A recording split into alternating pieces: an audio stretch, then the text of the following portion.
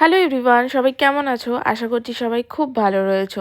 আমার সকালটা শুরু হয়েছিল আজকে ফুলি রেজাল্ট নিয়ে, কারণ গতকালই বেরিয়েছে ওর রেজাল্ট, যেটা ও আমাকে আজকে সকালবেলা দেখাতে এনেছিল।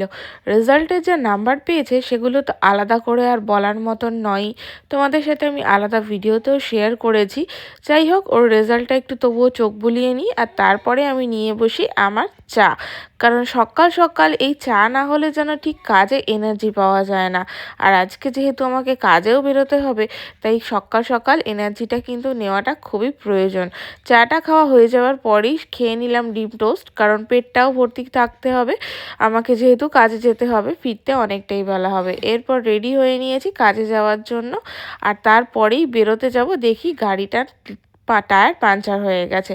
দোকানে নিয়ে গেলাম, দোকানের মিস্ত্রি তো বললো এখন বোঝা যাচ্ছে না, তুমি ঘুরে আসো তারপরে দেখা যাবে। যাই হোক, কাজটা তো মোটামুটি কমপ্লিট করলাম এবং বাড়ি ফিরে আবার একটা নিমন্ত্রণ বাড়ি গিয়েছিলাম, যেখানে আমি, ফুলি, ঘন্টু, মিষ্টু সবাই একসাথে খেতে বসে গেছি। চলো টাটা, বাই বাই।